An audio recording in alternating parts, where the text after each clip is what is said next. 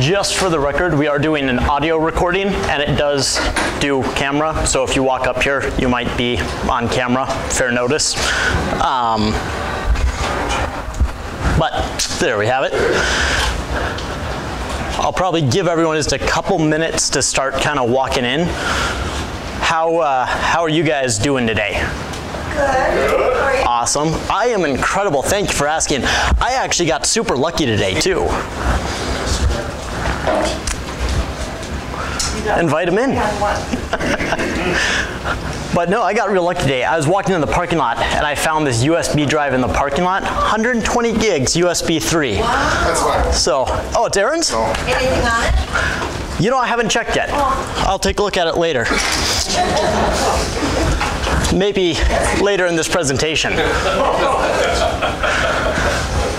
You guys ready to get started then? All right. If you stumbled in the wrong room, by the way, cybersecurity, personal. This is kind of our outline of what we're going to be talking about, of the type of attacks that happen and who's the biggest target. Obviously, your CEOs, your elected officials, those sort of people are going to be targets. You guys are actually the more common target. First issue we have is Wi-Fi, and I use the term security for Wi-Fi very lightly. You have to remember Wi-Fi is a radio signal, which means everyone can see it, everyone can look at it, everyone can jump in and play with it. Generally speaking, anything you do over Wi-Fi you should assume is public. It's almost never secure, and that even goes for ours. There's steps we can take to make it safer, but that's a big target point. Think airports, coffee shops, McDonald's all have free Wi-Fi. Half of those aren't even theirs. They're man-in-the-middle attacks that are set up that I'm going to talk about here. So these are kind of three really big Wi-Fi problems that we have. One is called SSL strip, which we're going to do a little bit of a demo on. And what that is when you go out to an encrypted site, so a site that's secured with HTTPS, that's encrypting your data. So even if you grab that Wi-Fi signal, it's encrypted. So it doesn't matter. They're getting gibberish. However, what SSL strip does is when you send the request to the router to say, hey, I want to go to Facebook, it says, okay, we'll give you to Facebook, but we're going to tell Facebook you want to access it unsecured. Now, a little notice pops up in the top left of your window that says that it's not protected. Most people don't notice that. So, two things that can solve that is obviously users can look at it and make sure that their sites have the little green lock in the top left. The other thing that you can do is, like Google Chrome now will block sites that try to remove the S off of those websites to make it unsecure. And a lot of servers will actually block requests that have done that. So you can't even get to the site. So that one's sort of taking care of itself, but it is important to keep in mind that that's possible. Man-in-the-middle attack is pretty classic. Let's say I want to talk to Ben here, but I'm standing over on this corner and he can't hear me, so I have to tell Aaron to tell Ben something. The problem is when I tell Aaron it, he can change it, he can alter it, he can add to it or remove it, he can do anything he wants, and Ben has no way of knowing that it's actually me. So what a man-in-the-middle attack does is they get somewhere on the network and they hide between the router and the clients. And then when the client says, hey, I want to go to Facebook, the router says, no you don't. You want to go to my site and try to log in. It will look just like Facebook, but it's actually facebook.net.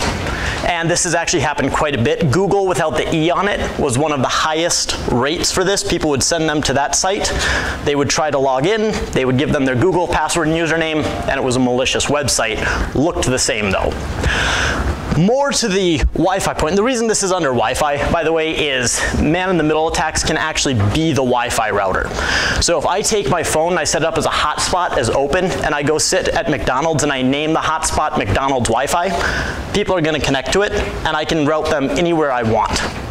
So generally speaking, do not use public Wi-Fi ever. If you absolutely have to, use a VPN. The way a VPN works is you send all of your requests to a server that you already know the address of, and then they send the request to wherever you are trying to go. And then they bring the response back. It's not foolproof, but you're now such a hard target, most people are just going to move on and go to the next guy who's sitting there logging into unsecured sites on their public Wi-Fi. The last one, and probably the scariest, is a breach that's actually pretty recent called Kraken. The way Wi-Fi works is it is constantly sitting there sending out a signal saying, I'm online, are you? I'm online, are you? I'm online, are you? That's how you can see the broadcast. When you connect, you tell it, I'm online also, and I want to connect.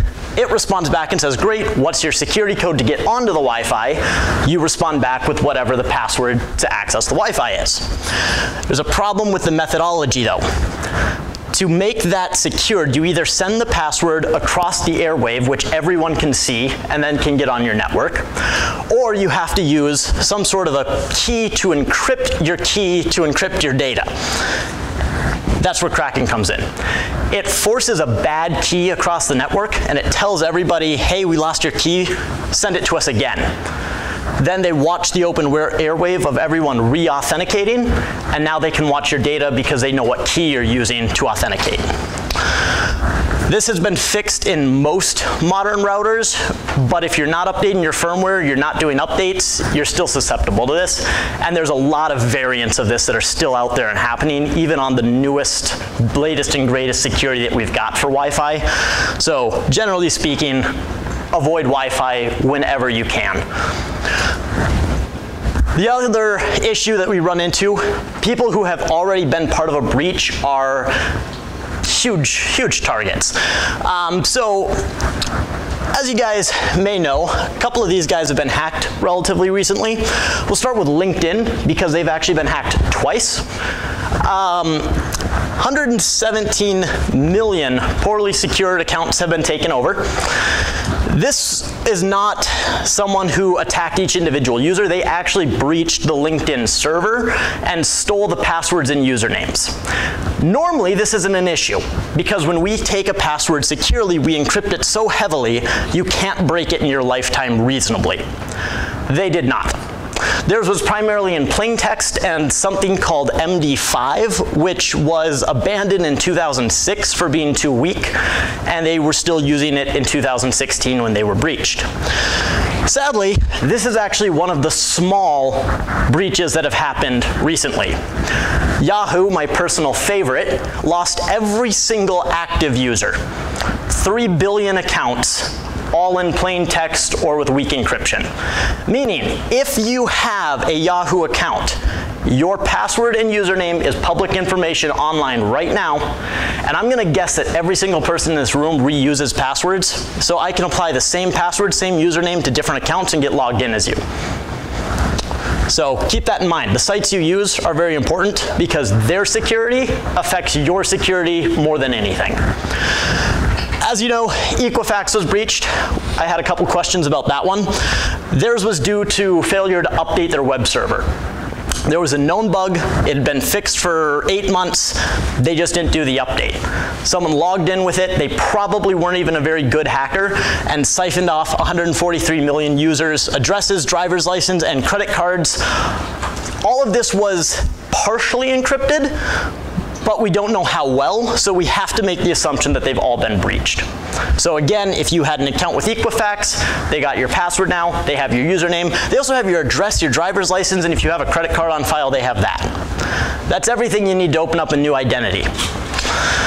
TJX, which is a retail shell for TJ Maxx, Marshalls, things like that, they had about 94 million credit cards breached. They weren't encrypting them particularly well, and they were transferring them from one store to another using an advanced Wi-Fi signal. Someone did a man-in-the-middle attack, sat right in the center of it, grabbed them all. They still don't know a lot about it, but they did catch the guy who headed the attack, and it was our very own Secret Service employee. He was making $75,000 every paycheck every 2 weeks for consulting for about 20 hours of work. And on his side, he was making more money by pulling credit cards out of retail stores. It's extremely rare that anyone is ever caught. That's almost unbelievable. So he was obviously not a very good hacker. IoT, does anyone know what that is? Basically, it's your mini fridges, it's your microwave, it's your home security, it's your security cameras, anything that's not dedicated to be a computer that is connected to the network is considered IoT. That's Internet of Things. Your cell phone is an Internet of Things. They're really cool, right? Because you can, say, let your dog out from work by just opening up your phone, clicking an app, and opening the door. A few ways this can be abused, though. Let's fast forward. Mariah botnet. What a botnet is it's when a whole bunch of devices start attacking a certain server or a set of servers to try to put them offline or exploit some sort of a weakness. So one that's really common in the old firewalls, it has an allow all by default, and as requests come in, it filters should we stop it. If they're getting 40 million requests, they don't have time to process that, so they're letting in known malicious code, programs, websites, and so forth. Most modern firewalls have a deny any response, so if it doesn't have time to reply, it just blocks it. Not all of them do. So botnets are when you get a whole bunch of things, like everyone in this room, if we all tried to log in at once to a relatively slow server, it would take a long time to log in. We see that here at, like, if you try to log in at 12 o'clock, it's slower than if you try to log in at 2 p.m. So I suggest everyone come in late. So this Mariah botnet was a kid in college who played a lot of Minecraft servers, and he was upset that his competition was doing better than him. So he started using default usernames and passwords on just a whole bunch of common IoT devices like fridges, air conditioning units, and #1, cameras. He cracked a couple 100 million. The places in red were completely without internet, including governments. Almost half of the United States was without any internet whatsoever for 4 hours before a hacker voluntarily turned it off. This is in 2016. What this means is using known exploits, just default username and passwords, with code that is currently on GitHub, so you can go download it and use it if you wanted. You can bring half of the US internet to its knees, and there is nothing that you can do to stop it. All because home users didn't want to take the time to just switch the default username and password. This is extremely problematic too, because we noted a lot of governments lost their internet, and they shouldn't, because they're on a separate network, which means their own cameras were being used in the attacks as well, which means this stems far beyond the individual user. This means governments don't change their passwords either. Home users don't change their passwords. And this was a test run. I don't know if any of you remember something called Stuxnet. It was a joint NSA-Israel botnet project to try and test if they could shut down an enemy's nuclear systems by flooding their nuclear processes with requests. It was very successful, and it was considered to be one of the largest botnets. This was about 800 times that. Originally, we didn't think this was a security issue because the general response was there's no way that you will ever get enough devices to attack one server at once. You'd have to have almost every single person in the United States have 2 devices and all attack at the same time. How many things do you guys have that can connect to the internet? I'd say everyone in this room has at least 5. Now, if you didn't change the passwords or if you have malware, you're probably part of a botnet. That kind of brings us on to our social engineering. Kind of common ones. I forgot my password. Would you mind logging in for me? I'm from tech support. Would you log in so I don't have to restart your computer or reset your password, whatever it may be? I define it as anything that's clever that makes you feel stupid later. There's some pretty interesting ones. So I mentioned earlier, I found this USB drive in the parking lot. As pointed out, I haven't put it in to see what's on there. So let's go ahead and find out what's on here. No, it is not.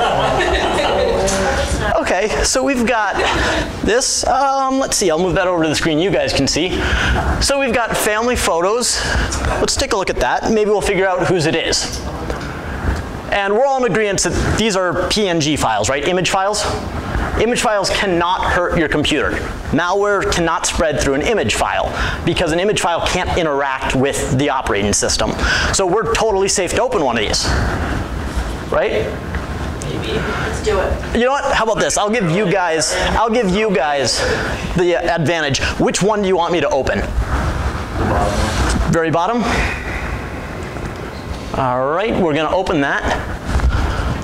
Anyone see it open?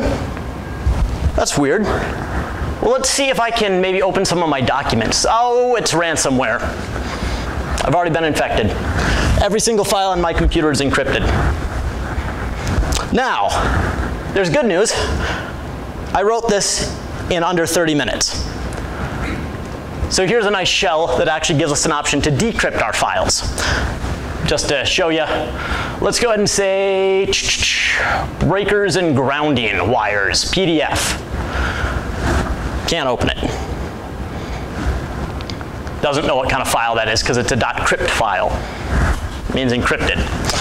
Let's go ahead and decrypt the file and see what happens. That looks a little better, doesn't it? Funny story, when I was writing this malware for this, there it is, by the way, if anyone wants to learn the fancy nature of grounding and breakers. When I wrote this malware, I had Kaspersky installed on my computer. I ran it, and I had it set so that after it encrypted, it would decrypt it because I would like my files back preferably. Kaspersky realized what it was doing, which was great, and it stopped it and deleted it in the middle before I could decrypt anything. So I had to write a separate tool to decrypt my own files. This is extremely easy and common. Now, just as a point of reference, this is bad malware. I don't mean to say I'm a great programmer, but this was sloppy. There's no method to go in and change it, no remote access, and the way that I hid that is I gave an image file the icon for the executable, and then I named it .png. Looks like an image file, not an image file. Most malware is a lot more sophisticated than that. Most of it, you plug that USB in, and it has already infected your computer by the time it pops up and tells you that you plugged in a device. It loads it into the firmware. So when you plug that in and it says, oh, there's a device, let's see if there's a driver, you just got infected with malware.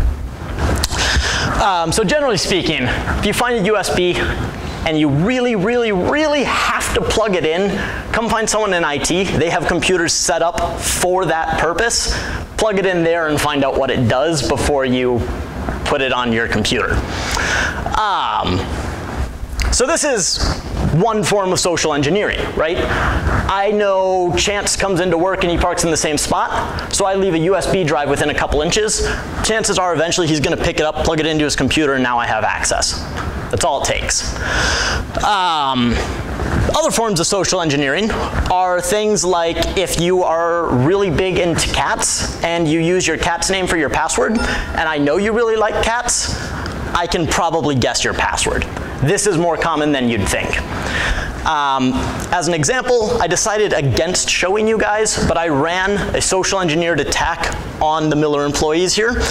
27 of them were broken in 30 minutes. And that's using just things like, we know what your first name is, we know what your last name is, and if we have any record of, say, your kid's names on file, birth dates, things like that, combined it, ran it, got a list of passwords. Again, that was 30 minutes of 75 users. We got about a third of those. So when you're making a password, here's a good rule of thumb. NIST, National Institute of Science and Technology, has finally admitted they were wrong. You've all seen the password requirement sheets, which is things like, you know, you have to have an uppercase, a lowercase, a symbol, a number, the blood of your enemy, that sort of thing. Not very good because people forget it. They write it down, they share it. Horrible idea. Much better way. Only thing you need to be concerned about is length. The length of your password is the only thing that stops brute force or dictionary attacks, which is how people are getting in. So don't use the names of your kids, don't use birth dates. Go ahead and use a long password, and here's a great way to do that. Think of your favorite song, think of your favorite verse from that song. First letter of every word in the verse is your password. You can easily have a 16-character password, which would take approximately 95 years if you had massive computing power to break. And the odds that someone will guess your favorite song and guess your verse and guess the case that you used is really, really low unless they know you really, really well. Because they don't know if you decided to do the first 5 verses or the first 1 verse. So there's a lot better security than most there. I opened Outlook, so now that's popping up on me.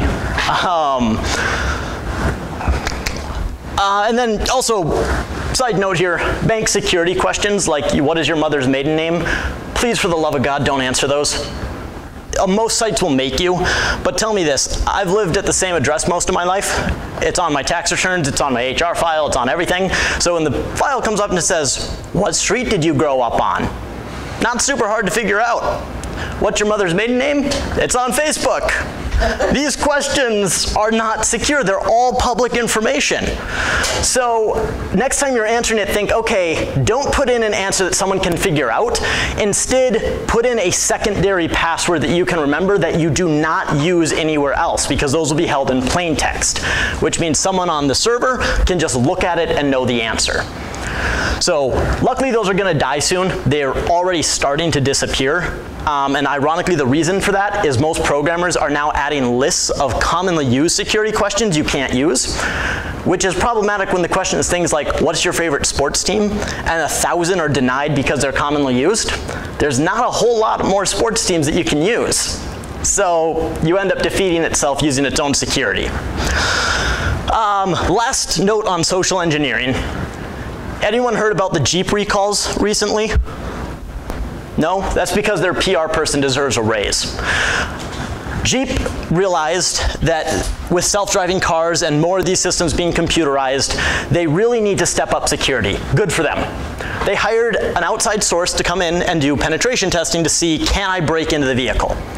2 days later, the CEO is driving down the road and his car starts to turn, starts to brake, starts to accelerate, pulls over, stops, locks the doors, changes the radio stations, and then the penetration tester calls him and says, yeah, we found a few bugs.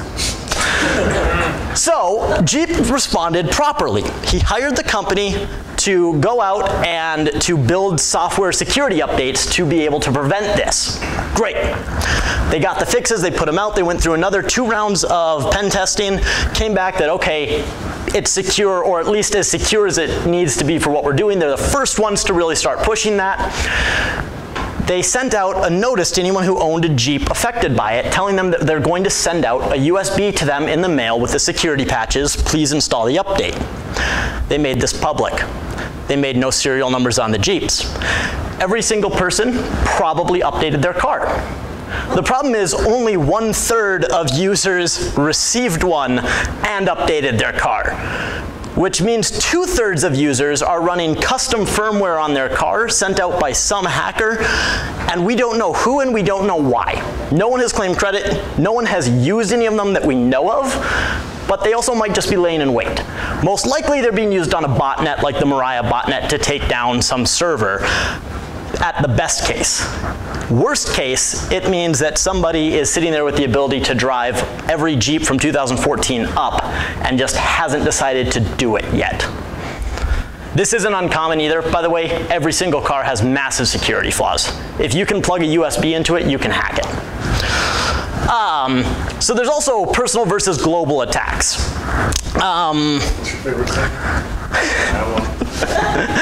So personal versus global. LinkedIn being hacked, that's global. Everyone's affected. Personal is when I sat down at someone's desk here who will remain nameless because I didn't get a non-disclosure signed, figured out what their password was, and then logged into 3 bank accounts that they had the password not saved for to show that I could do it. That's targeted. That was me. What's that? So that wasn't me. No, I thought about it. I did. I looked at your computer, but you didn't quite cut it. Not enough personal use at work. You got to do more of that. So, how can we prevent being part of a global break, right? Because personal, there's a lot of things we can do. But there's actually a lot more than you think that you can do to prevent global breaks as well, losing your data. As you can kind of see here, this is what I was saying earlier with the SSL certificate, which is where it denies it. And I actually want to do a demo on this. I had that happen to me with a customer putting on their social security number the other You didn't hit proceed, did you? No, I went and talked to Mr. Miles. Okay. He thought it was just because we skipped one station to the next. It was not. Okay. Anyway, we got the not secure off. Good. I say if you ever see that, do not put information into that. Come talk to me. Because what that means is there's someone doing a man-in-the-middle attack. And it might be here, or it might be on their end. But someone is eavesdropping on that data. Now, I need a volunteer. Actually, I need 2 volunteers. Come on, guys. All right, we got Harley. Who else? Ben, you're right next to him. I'm sorry, you got to be involved. Ben, write me a very brief message that you want to get to me. Please keep it civil.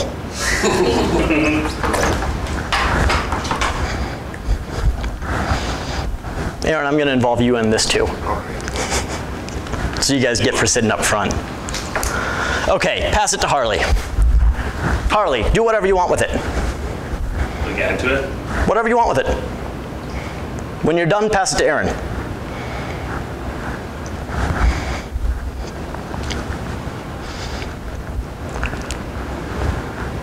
Aaron, you're going to play the good guy. Just hand it to me. Don't even look at it. Thank you. All right, so Ben says, please share a secret password about yourself, or a secret about yourself. Is that what you said? It's close. It's close, but it's not the same, is it? No. All right.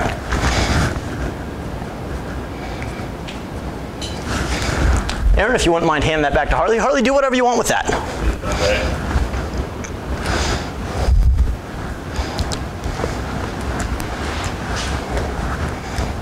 Make it quick though, Harley. He's waiting for a response. Yep.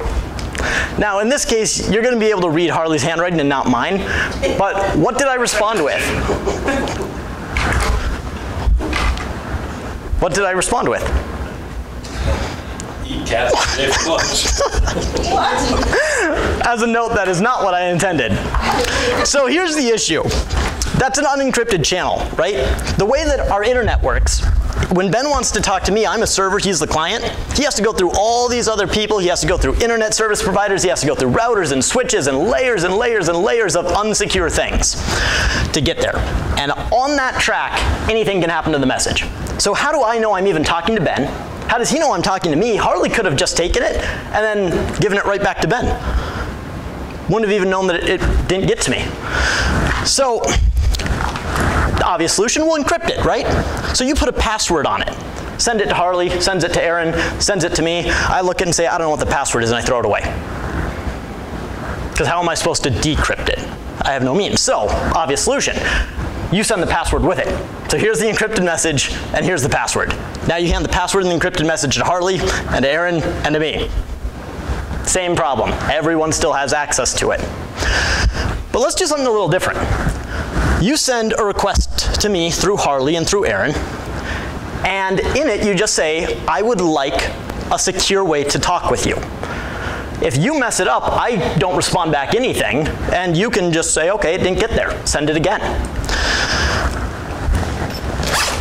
I just got a request from you to securely communicate. Here is a pen and a bag. Please hand that down the line. How did he secure it? He didn't. So right now it's unsecure. Now I just sent him a package back. In that package is a padlock. Nobody has a key for this padlock. Go ahead and put something on the note, or pretend, since we're running out of time. Zip up the bag, put the padlock on it. How did he put a padlock on it? I gave him a padlock. So when he requested, please give me something secure, I said, okay, sure, here's a padlock. Now, he goes ahead and he tightens up that bag, puts the message in. Harley, go ahead and open that up and get the message out. I'm not going to be able to unless I got it. Yeah, you don't have a key, do ya? So go ahead and send it to Aaron. Aaron sends it to me. I've got the key. So now, if it fits, I open it. I now have his message that I know was not altered. Here's the problem. He can send me encrypted messages all day long. Eventually, I want to send him a message too. So how do we do this? It's pretty simple. The first message he sends is the password that he's going to use to encrypt all of his next transmissions. So I open this letter. It says, we're going to talk securely. My password is this 248,000-bit character that we're going to use. So basically a small book. This is the password we're going to use to talk to each other. I say, cool, that works for me. Now, he's got a key that can open it. I've got a key that can open it. We talk freely. You guys get it. You need to guess 500,000 characters to be able to get in. And you've only got the amount of time it takes for it to get to you and for him to give up trying and just close out of the web browser. That is SSL. That's called public key encryption, and that is a very simplified version, but that's the intent. Now, you may be wondering, how does Ben know that Harley didn't just put his own lock on there? Right? Because he could have just put a lock on and said, yeah, I'm Steven, why not? Sure. Then he could have even forwarded the message to me after that, and now he's reading all of our data again. So Ben's been sending it this way. Instead of doing that, once he gets the lock, he sends it this way. And he goes straight to the server and says, hey, I've got this master lock. Here's the serial number. Is that Steven's padlock? Is that his? Another server, not affiliated with me, not affiliated with any of them, can confirm or deny and say, yes, that is his lock, or no, that is not his lock. If it is not your lock, your connection is not private. If it is my lock, go ahead and continue conversation. Does that pretty much make sense? Okay. There's one more option here, which we talked about, which is just not being secure at all. There's no encryption, anyone can listen. That's not innately a bad thing. It just means you have to be very wary of what you're doing and remember that it goes both ways. If you're on a site that has HTTP, not HTTPS, in the browser window and it says not secure like that there, what that means is every single thing that you say and receive is completely public information. Now, it doesn't sound terrible, right? Like if I'm on CNN.com and I'm browsing through their posts, I don't care if people see that, right? Hey, that was a good article. I'm going to share it on Facebook. Share. Facebook just authenticated. My password and username just went through an unencrypted site. They now have that information. Furthermore, I'm on that site and I'm reading this cool article and it's talking about antivirus. Cool, I'm going to try that antivirus, so I click the link. That's public information too, which means someone could hijack that link and take me anywhere they want. Might even look like it's actual antivirus, but it's not. Now I just installed malware thinking I was installing antivirus. So you do need to be extremely careful on anything not secured. I don't want to stress this too much because in a year and a half, that won't exist anymore. Google has put in an initiative that in 2020, any sites that are HTTP, you will not be able to find by searching. You will have to go to the address for it directly. And when you get there, it's going to tell you that. It's going to pop up and it's going to warn you, hey, don't use this site.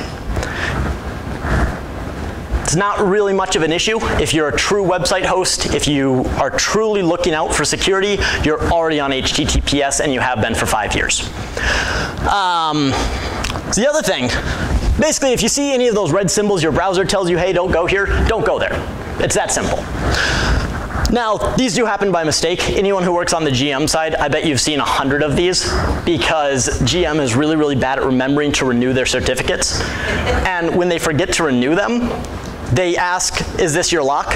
And the company is like, it used to be their lock. It might be. We don't know. And then you're right back in the same boat of not knowing if your connection is secure. So these do happen for legitimate reasons sometimes, but for the most part, you just want to run. Any red, big flashing warnings, just get out of there. It's not worth losing everything.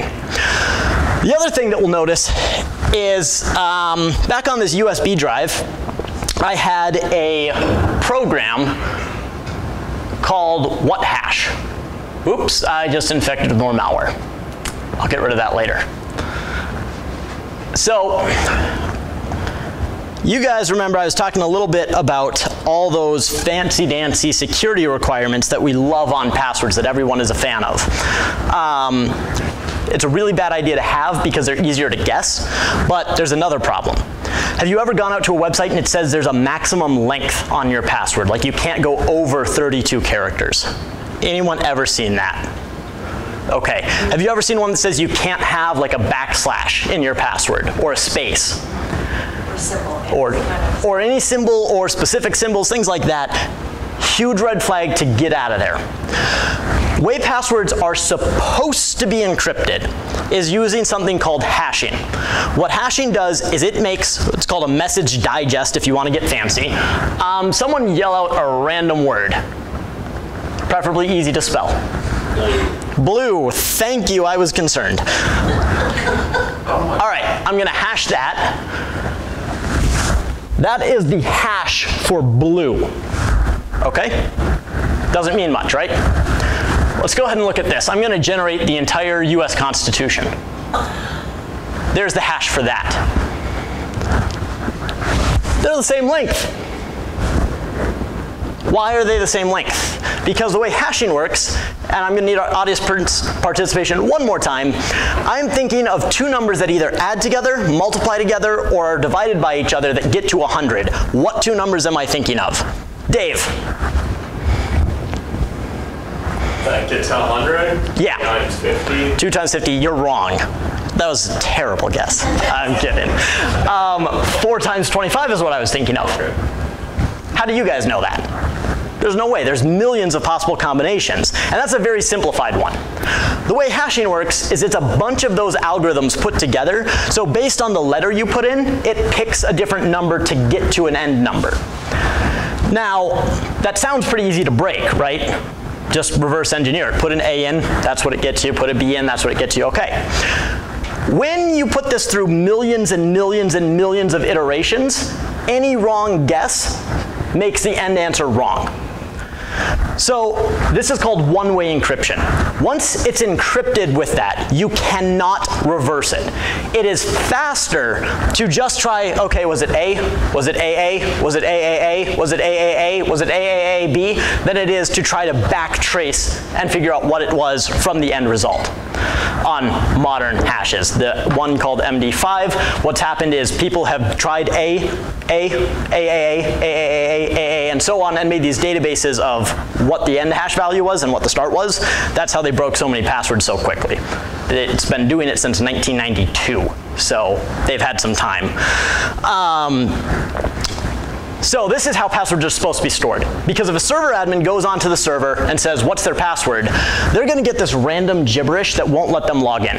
Because you paste this into a login, it's going to hash that. And it's going to be something different. So this is the basic principle of how they're supposed to be stored. Now they're also supposed to use something called a salt, which is a randomly generated number or letter or anything random that you add to the password on the server side, so that if someone does break one password, they don't break all the other passwords. They have to attack each password individually.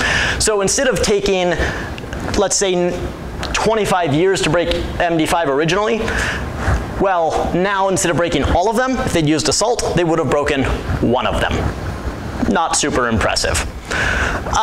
So this is, again, cybersecurity basics. This is how you're supposed to hold a password. You notice there are no symbols in this password. There's no extra characters, there's nothing weird, and it's always the same length. We put the entire Constitution in there, and we got the same 128-bit character string. So why do these guys not allow it? There's pretty simple. Back in the day, there's this thing called SQL injections. Someone was pretty smart and figured out back in the 90s, if I'm submitting a query on a website, let's say, for student records, and I put in the student name as semicolon drop all tables, the semicolon ends the statement and starts a new one. Drop all tables drops their database. When it executes, it drops the database. And you can use that for all sorts of things. That's actually part of what was used in the Equifax breach. They had a known issue with SQL injections that allowed them to say, select all records as part of their login. So it said, hey, did this user credential work? No? Oh well, give me all the records anyways. And they said, sure, here you go. Try to use them responsibly. So anytime you see that they're disallowing symbols and or they have a max length, the max length means that they have a certain size in their database dedicated and they're just keeping your password in plain text. It's probably not being hashed or even encrypted. It means it's just sitting there, so someone breaks in, they can just log in and say, oh, there's this password. Any website, by the way, that can tell you your password, don't use it. Because that means they can just go in and look at it, or they can decrypt it, which means any hacker can too. Now, there's a problem here. And there's a wonderful post that I've read about it. Basically what it comes down to is programmers are now monkeys. And it's the fact that this has been a standard for so long that people are still doing it even if they're using proper security methods. So even if they're hashing the passwords properly, they're doing assault, they're doing encryption, they're doing all the things you should, they still have these completely arbitrary and pointless restrictions just because that's how we've always done it. So unfortunately, some sites you can't get around this, right? I'm guessing your bank does not give you an option to just use a 10-character password. They probably have every single one of those rules and then some. So the only valid password requirements that you should have, length, never be less than 8 characters. It's just too easy for modern computers to be able to guess all the options and break in. Non-dictionary words, so don't use your kid's name, don't use a place or anything that's commonly found in a dictionary, because those are going to be part of word lists that they just brute force. So they just keep trying, you know, is his password apples? Is it dragon? Dragon is, by the way, the number 7th most common password. I don't know why. If anyone can tell me, that would be great. That's fair. You know what? That's the answer. And then also there should be a list of common passwords that are disallowed. So for example, dragon should not be allowed as a password because it is so common that that's one of the first things that hackers try when they're just guessing. Same as password 1234.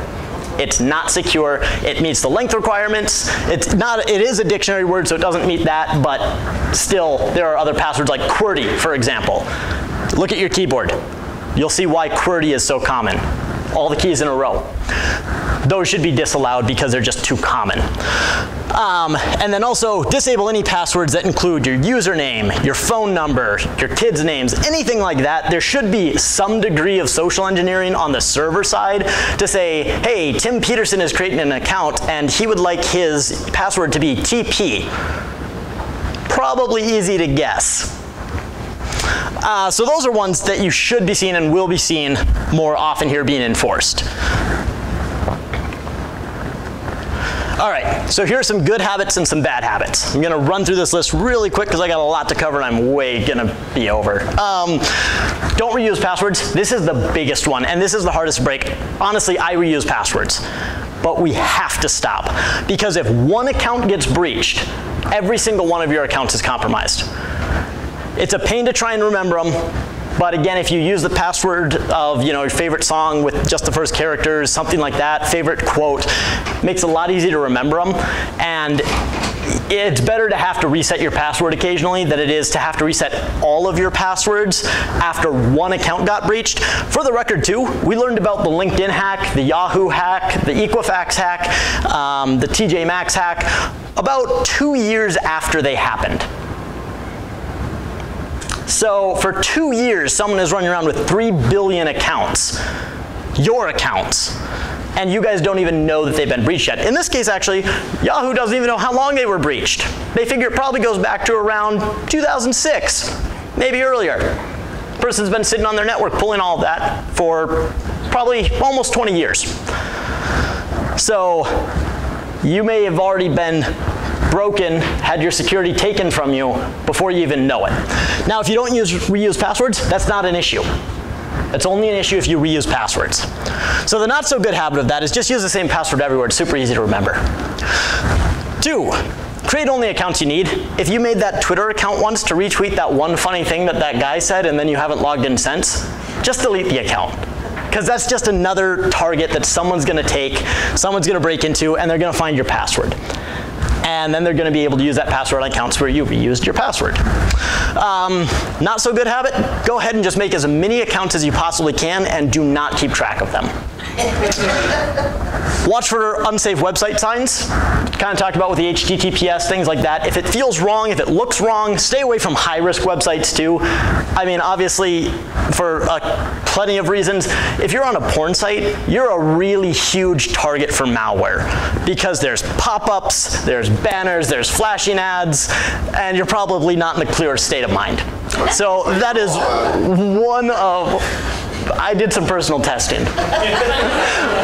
So this is a great one to stay away from. Now, I fully understand that people are not going to stop using porn sites because I told them you might get a virus, but try to avoid them as often as you can. And if you can't avoid them, at least be smart. I promise you there are not sexy singles in your area looking for you. I guarantee it. You guys aren't me. The obvious counter to that is just ignore warnings. Websites don't really know what they're talking about.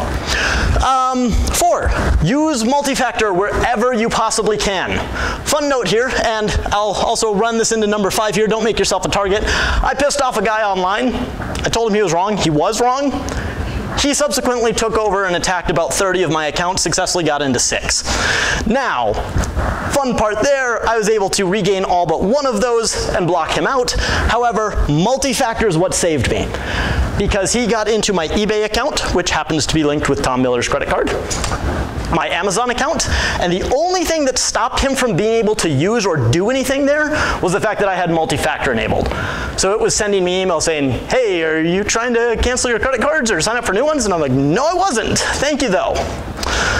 So anywhere you can. It's annoying, I get that, but getting a text when you log into a site is not that big of a deal when you counter it with something else. Number 4, for not so good habits, no one's got time for multi-factor. It takes a good 5 seconds added to log in. It's not worth your security. All right, number 5, don't make yourself a target. I'm bad at this one. I'm really, really bad at this one.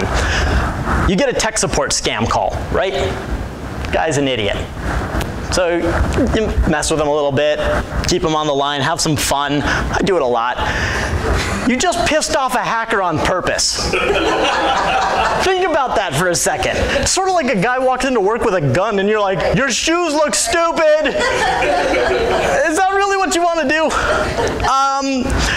And you know, and it's not just that too. Don't make yourself a target in general.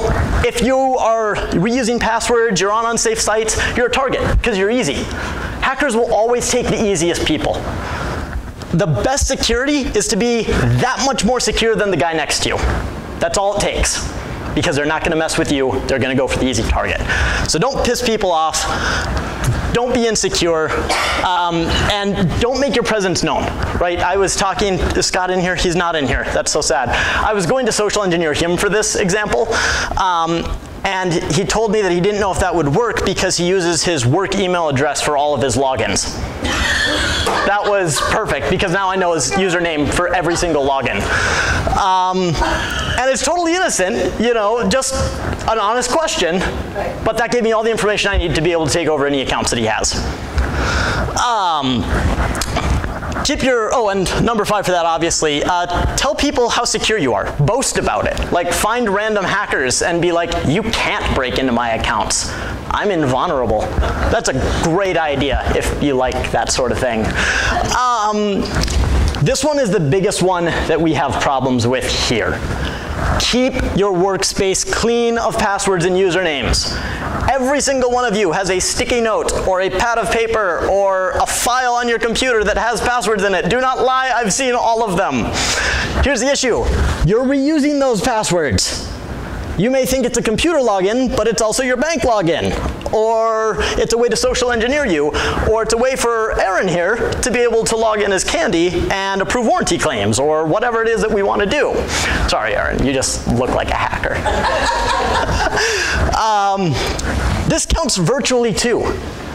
If you guys have an Excel sheet of passwords and you put a password on it to secure it, Microsoft built a tool to remove those passwords for that reason. So none of that is secure. Now, keychain on Apple. Much better. Okay. They still have, the only partial issue is that, you know, one password gets into all of them, but make that password good and you're good. Keychain is a really good app, and actually, so is KeyPass. Now, to number 6 here, easiest way to remember your password, give it out to as many people as possible. If you forget it, call one of them up and ask for it.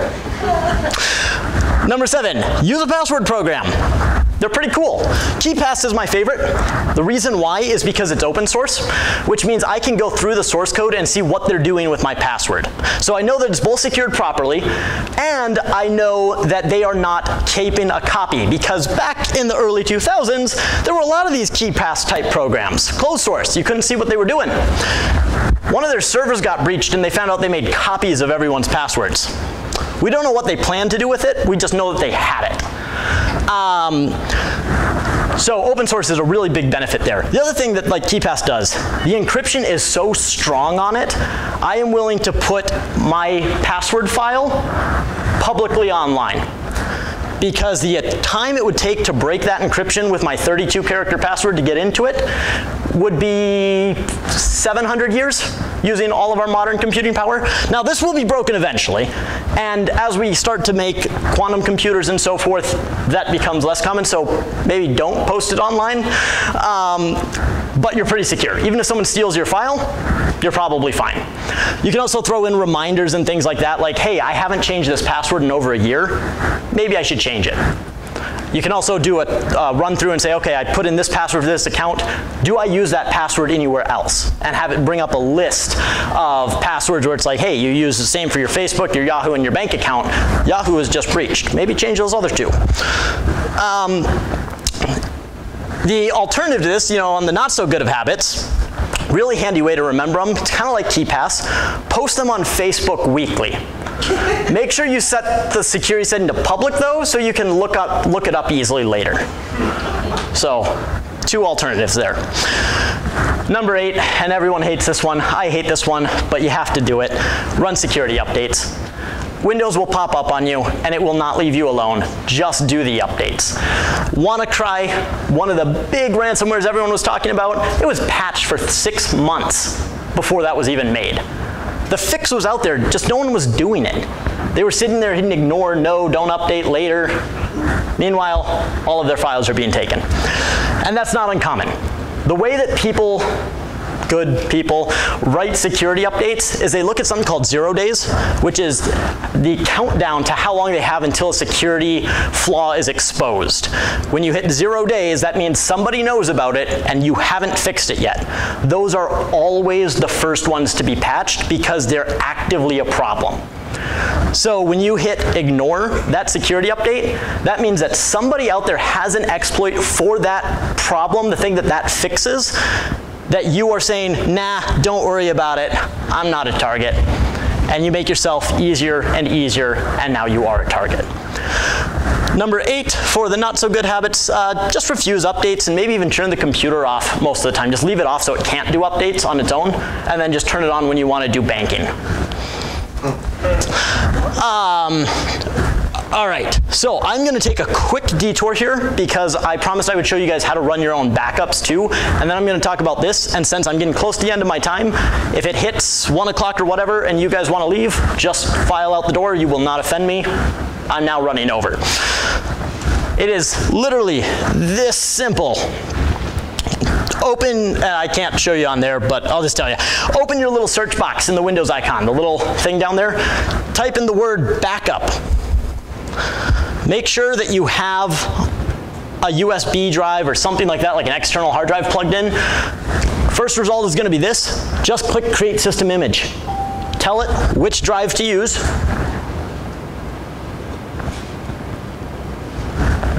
Oops. Now, obviously, I don't have enough space on my, I lied, by the way, this is 32 gig, not 120 gig. So I'm all full of it today. If this was enough space, you could just plug in an external drive, click there, click Next. It'll tell you when it's done. When it's done, unplug it. You're backed up. There are better backup systems. There are more comprehensive. There are ones that do encryption and all these other fancy things, but this is the bare minimum.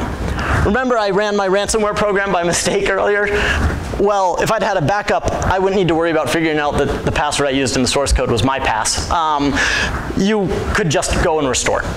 This is super helpful. It protects against physical damage, hardware, crashing, things like that. Someone breaks in, puts ransomware on there, puts malware on there, whatever it is, you've got a backup. It's a really, really good place to start. And the other fair point here, this is a full system backup, which means that as long as I have the same hardware or something very similar, I can just restore the backup and it will put the entire computer back together how it was. If you had malware, it'll bring that back too, so just keep that in mind. There's also a couple really, really good backup ones. I was trying to find the names. I don't remember where I put them. Cobian is a great file backup. So if you know, like, hey, my documents are important or my pictures are, but nothing else is, maybe download Cobian because it can do encryption, it can do scheduled backups. It can even do it so when you plug in your backup drive, it will automatically start backing up and then disconnect the drive when it's done. So really great softwares out there. That one's free, by the way. Cobian is C-O-B-I-A-N. And it's on version 11 right now. So Cobian 11, it's a big software. It'll come up in the list. The website looks a little bit janky, but it is secure, so don't worry about it. It's just, he's not a web developer, made it himself. Another amazing one if you want to do system images is TrueImage. It's like 45 bucks one time. I use it here when I clone computers. So I buy one license, I clone it, put it on the other one, uninstall it. That computer is now absolutely identical. Everything transfers, even license keys for software transfers. So that's another great one if you don't mind spending a few bucks. Or there's another one called SyncBack, which is, again, incredible. It's files only, but it has a cool feature where it won't back up if your files have been hit by ransomware. Because one issue that we've actually had here is our backups are automated. I didn't know about a ransomware attack. It backed up encrypted files over my unencrypted files. Now, luckily, here I keep 6 months of backups. So I just went the day before that, grabbed them, no problem. If you're only doing one version of backups, then you want to be a little more careful about what you're backing up. You don't want to back up something that's already broken. But, all right, so that's my spew on backups. So there are personal attacks, global attacks, and there's ones that are kind of both. So personal attacks can be mistaken identity, right? Who have I? Dane, you cut me off in traffic today, so I am going to hack Mike there. You guys, I got him confused. So I'm going to make your life miserable because he cut me off in traffic. Sound good? It happens, believe it or not. And normally that happens when you're like on a Reddit page, for example, and you have like your name on there and someone thinks, oh, that must be them, and it wasn't actually your name, and now they're attacking somebody else. A lot of things that are targeted are testing their technique. If I can get into Kale's computer and I can get malware on there, I can probably get into chances using the exact same method. Now, InfoSec, Kale gets hacked, they're going to replace his computer, maybe tell me I don't click on that, whatever. Chance gets hacked, there's going to be an investigation. We're going to see what they were after, we're going to see why they did it, how they did it, execute it, and we go through user education. We really should do that for everyone, but generally speaking, most IT departments don't feel they have the time, and they don't care, simply put. A lot of IT guys get a big head. Clearly, I don't. Okay, but no, so a lot of times they just don't see that as worth their time because they look at it and say, ah, it's a cashier, they're high turnover, they're gonna leave, don't worry about it. well, then they can break the system there, see if it works, spread it to someone who has more access. When hacks happen and they take down full systems, it almost never originated from an admin. It almost always came from an end user and worked its way up, either through malware spreading over network or through just testing and seeing what are these systems vulnerable to. So you may be hacked at home because they know you work here, and they know eventually you're probably going to connect your home computer to our network, or they're hoping that you will. And while they're there, they may as well take all of your information too. I mean, they already put the time in. Why not?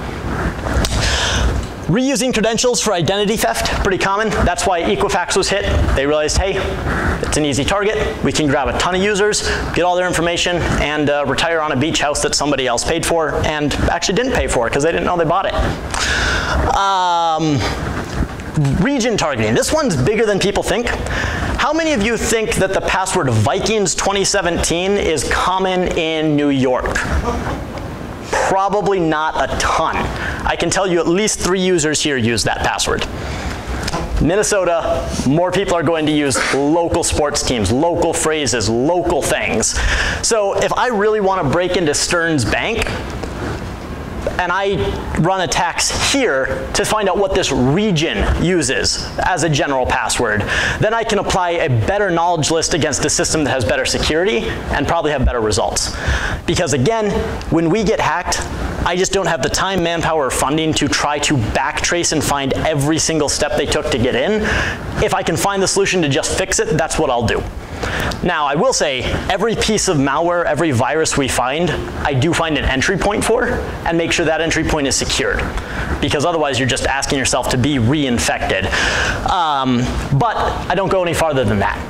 So a bank probably will. If someone runs a dictionary attack on a bank to try and break into their system, they're probably going to investigate that a little deeper and see if they can figure out who it was, or at least more information on it, than an auto dealership. So they can do that to get better by hitting the little guys before they go after their big targets, which includes personal too. Because how many bank CEOs do you think only use work-approved devices with proper security training? Probably none of them. And the other big one too is like spam bots, right? Because as we learned with the Mariah botnet, there's a lot of value in that, and it's super easy to do. You guys won't even notice it until they activate it.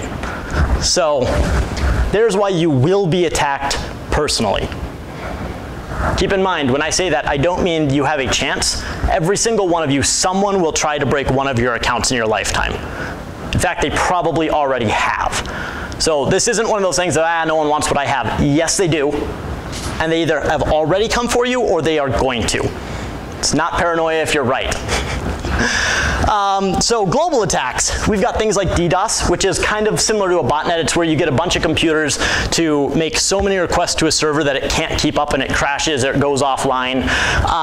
It can be from as big as shutting down nuclear global systems, cooling systems, things like that, to as minuscule as, hey, I don't like that guy and he has a personal website, so I'm going to make sure that he can't have his personal website. Happens a lot with politicians, right? You get someone that they don't like, a message they don't like that they post out there, you go out to their site and it says, page is not responding. Someone decided you don't get to read what they say, so they ran a botnet against it. Botnets to take down an average web server cost $45 an hour on the deep web, by the way. Not hard to do, not hard to get, don't need to be a hacker. Just open up any Tor browser, search in something like, botnet by hour, find one of the links that has good reviews, put a credit card that can't be traced to you, run it, there you go. It is that simple. Dictionary load balancing is another one.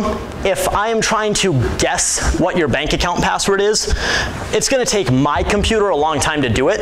But if I do 10 on every single one of your computers, it's a lot easier.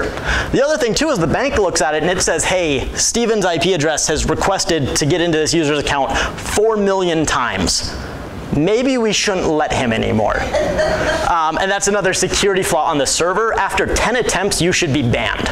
If you can't remember your password in 9 attempts, reset it. Should be how it works, but it's not. Most of these don't think that far ahead. However, if they say, I've tried twice, Ben's tried twice, Jamie's tried twice, that's not very suspicious. I mean, a lot of us probably try more than once to log into an account we don't use every day. So it's hard to say we're going to ban you after one failed attempt. So if I can get 1,000 people to do it, I can give 2,000 attempts without raising any red flags or any suspicion that can be easily tracked. Covering your tracks or concealment. If I am going to hack into someone's computer, I would really prefer it doesn't get traced back to me, just personal preference. So I might decide that I'm going to use Nick's computer to do it. Because that way when they trace it back, they're going to go look at Nick and say, yeah, he probably wasn't the one that founded this attack. He was involved, wasn't the founder of it. Now they have to go from there and figure out who got into his computer, and it becomes this train and trail, and this is why we can't prosecute cybercrimes. One, I can make it look like Nick did it. All physical evidence says Nick did it. He wasn't even at work that day, and I used his work computer to do it. Now, there's a subnote here, and there's a huge issue. What's the guy's name? Paul Kennedy recently reported. He's the founder of Snoops, if anyone knows him. He also does a lot of consulting on cybersecurity reports, things like that. He works very heavily with prosecutors prosecuting cybercrime. Sounds like a great thing.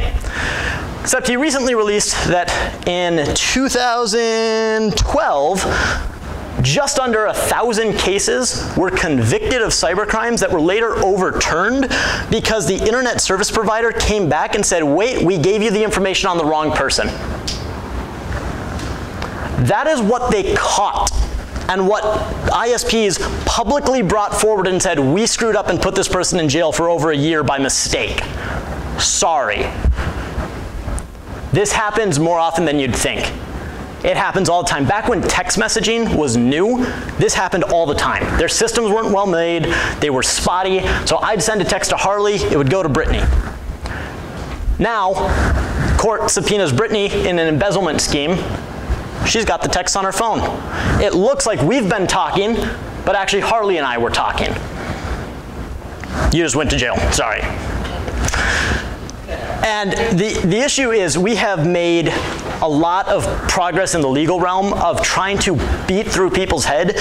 Any cyber evidence found is circumstantial. Because you can fake, you can use other people's computers, you can steal their logins, and there is absolutely no way to prove that it was actually you who did it. Problem is, prosecutors don't like that. And most of the time, let's be honest, if my computer is going to this one specific site pretty often, it's probably me. But it doesn't prove that it's me, and that's really important to remember.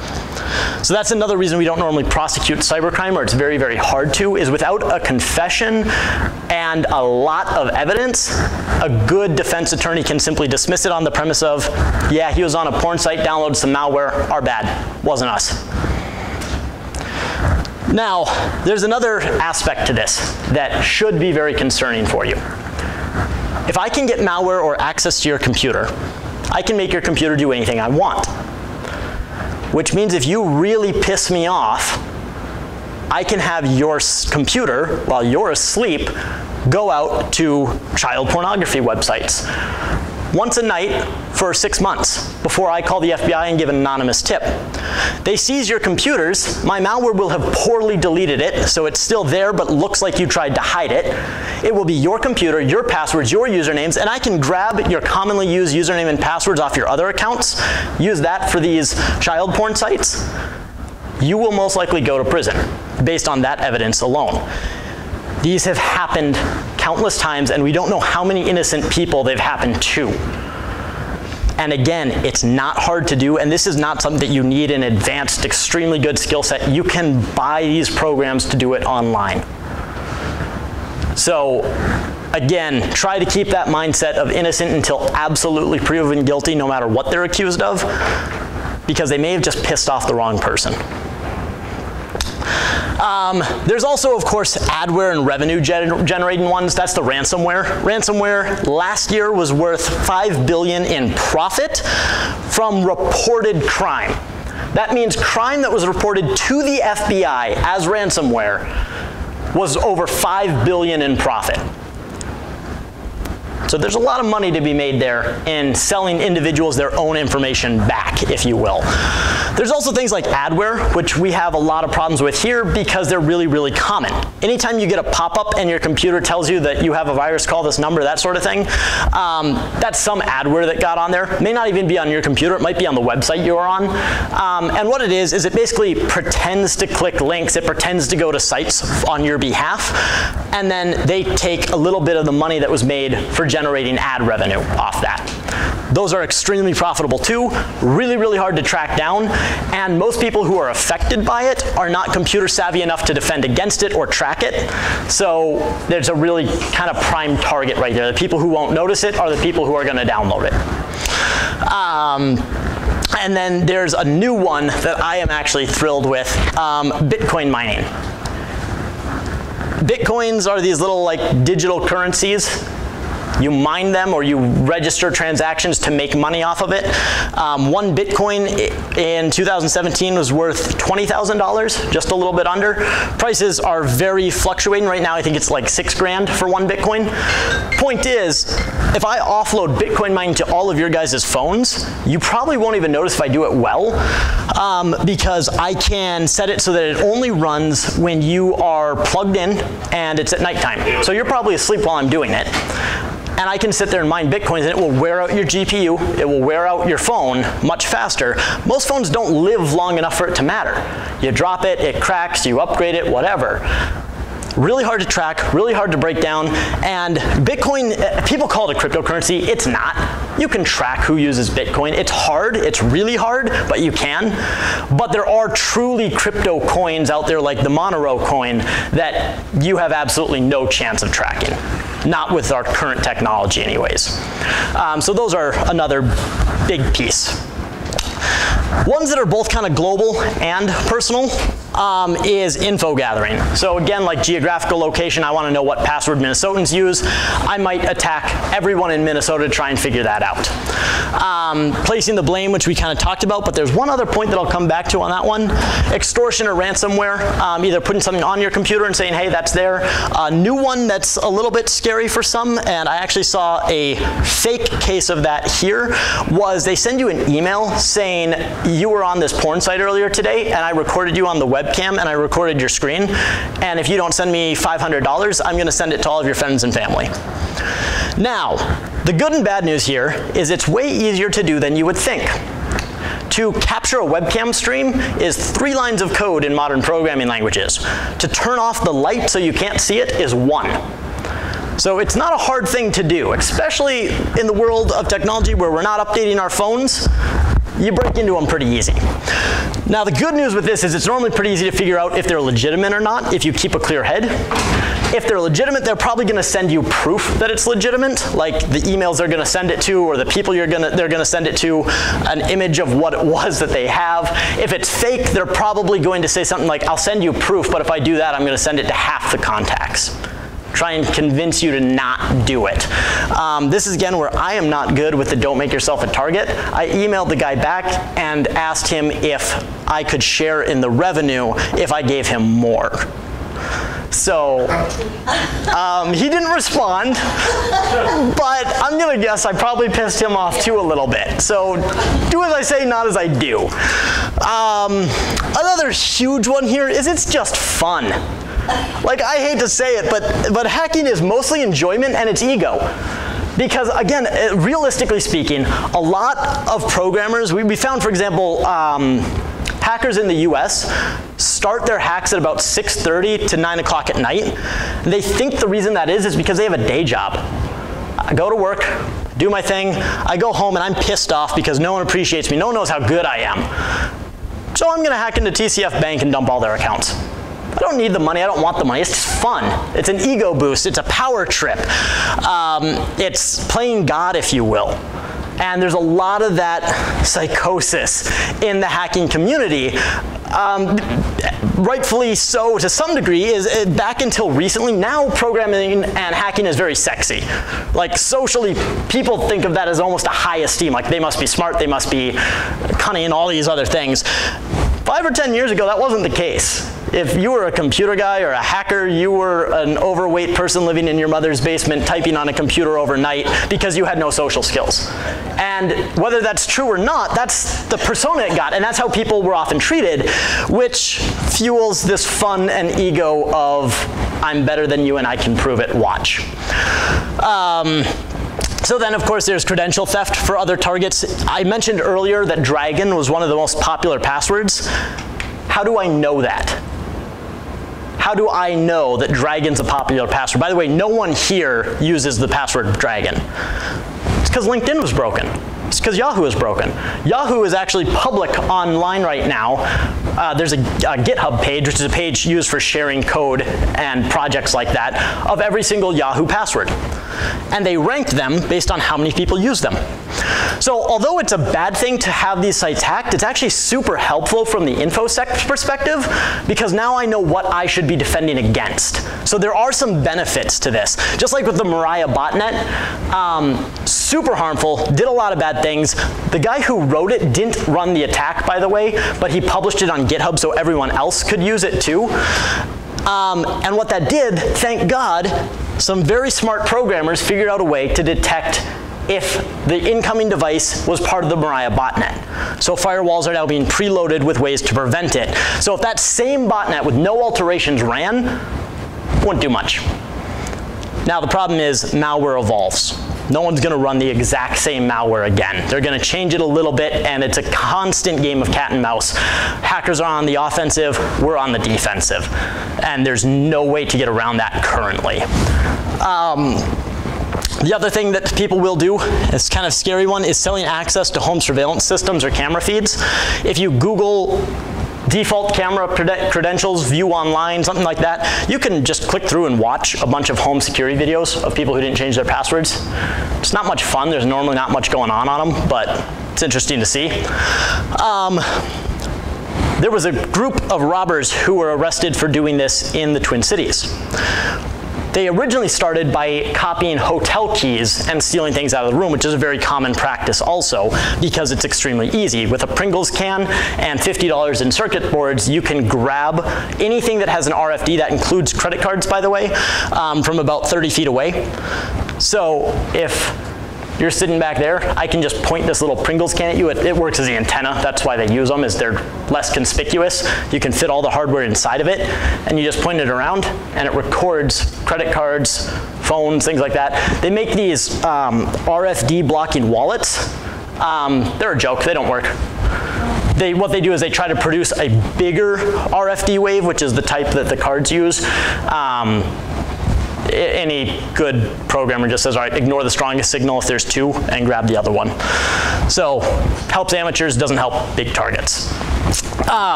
So they started with hotel rooms. They broke into the hotel rooms, stole the stuff, great. That wasn't a big enough payout for them. Also, too high risk. You don't know when they're going to come back. You don't know when cleaning is going to stop by and see you, or camera systems. So they adapted a little bit. They used the same type of technology to grab wireless video feeds out of these rich neighborhoods. They could case 50 houses for weeks without ever having to be close to them. They could see what time they came and went, when they did, what security codes they punched in on their alarm systems. Pretty much everything in your personal life. What I believe finally caught them is they moved out of robbery, and they moved instead into extortion when Mr. Smith went to work and Mrs. Smith was still home, and then so was a different Mr. Smith. And they ended up being caught in the blackmailing process. But again, it happens, it's possible. I know it sounds crazy. Tape your webcams. Cover them up, make sure your systems are secured, because it is not a difficult thing to break into. Which kind of brings me to my questions. Obviously, we've lost half the room. Does anyone have any questions on this, or something that you want me to talk about? Perfect, that's why I made some pre-built ones. Should I tape my webcam? Not if you like having viewers. Yes, you probably should, because they are scarily easy to hijack, and you will probably never know that they've been hijacked. Should I leave my PC on or off? InfoSec goes back and forth on this. Some say yes, some say no. I look at it like I look at a car. if you leave your car sitting for a year without turning it on, you definitely are better off leaving it on than you are just letting it sit and rot. However, if you use it pretty often, yeah, it's probably a good idea to give it a cooling down break every now and then. The reason for this, the problem with leaving it off is you aren't getting security updates. You're not getting antivirus updates, you're not getting Windows updates, so there's an issue. Malware can do something called wake on LAN, which is where it sends a request through the Ethernet cable saying, hey, turn on, and most computers will.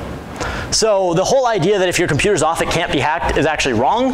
The only way your computer can't be hacked is if it is unplugged and disassembled, which kind of defeats the purpose of having a computer.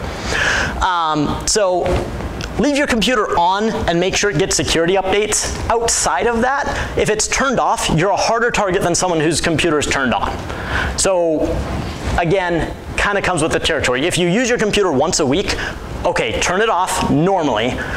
But then when you turn it on, make sure you do those security updates. Don't drive your car for 800,000 miles without putting oil in it. Do the basic maintenance to keep it running properly.